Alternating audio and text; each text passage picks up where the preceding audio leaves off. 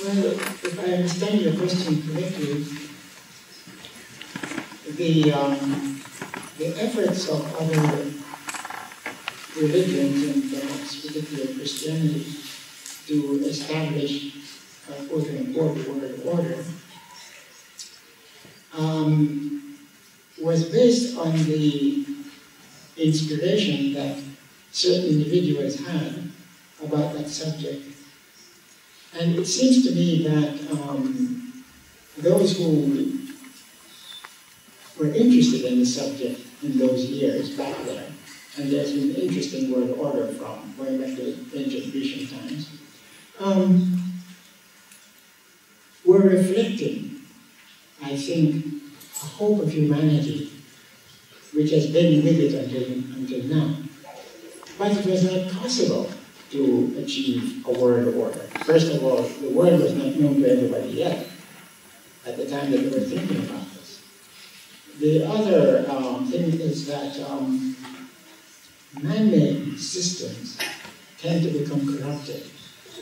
And it is no wonder that some systems that have been advanced as world orders or with the goal of taking over the world, like communism and so on, that became totalitarian and despotic and all of that. It's no wonder they came that way, because they're man-made and human beings are basically inclined towards that behavior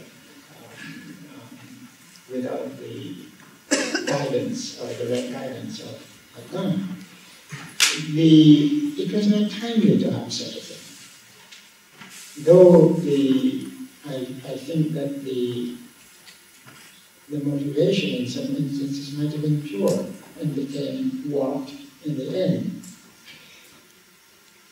The Baha'i Faith, Baha'u'llah, is the only prophet that has ever spoken directly to the subject and left us with a plan.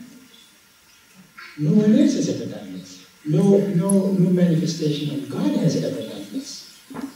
So when we speak of a new world order, we're not talking about the same thing that other people are talking about. We're talking about something else, you see? Because the world order, as you understand it now from the writings of Baha'u'llah and of course the interpretations of the Master and Sheikh Effendi, is not a conception that other people had, actually. Now it is true that in the 20th century, as a result of the First World War, which was a horrible affair, we had a League of Nations created to prevent future wars, it was said. But that was to prevent future wars. And it didn't come with the idea of being a world government as such, because nations didn't accept the idea of a world government. That's what happened until now. And a great many, scores and scores of nations that exist now did not exist then. But the idea of people coming together, of political systems, nation states, seeing the need for the nations to work together for some purpose or another, to prevent some kind of danger or to work on some project that is of mutual benefit. That desire has been there and has reasserted itself from time to time for different reasons.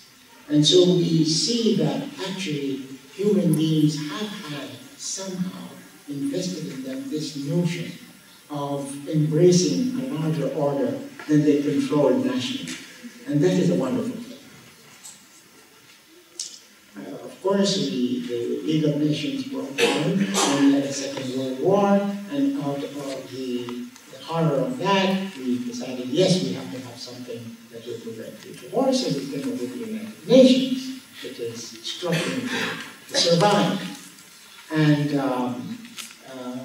we had recent meetings at the end of the millennium, as you know.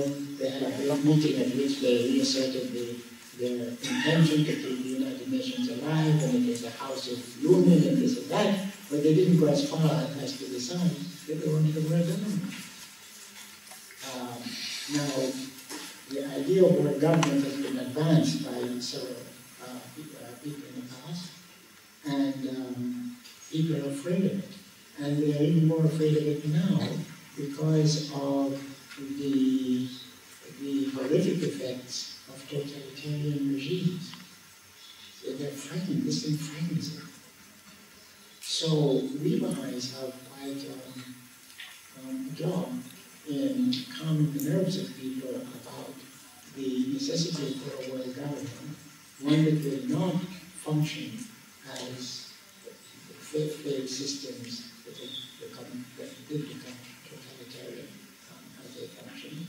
And what they have to understand is the principles that Baha'u'llah has brought, the principles that must inform such a system, and that humanity will gradually come to recognize anyhow, regardless of their past bad experiences. That it comes to that, and it's obvious that we need that. Look at what's going on in the world. We can't stop the business in Darfur, we can't stop all kinds of horrible situations going on in the world today, because the nations, even when they agree to do something, they don't have the mechanism with which to do it.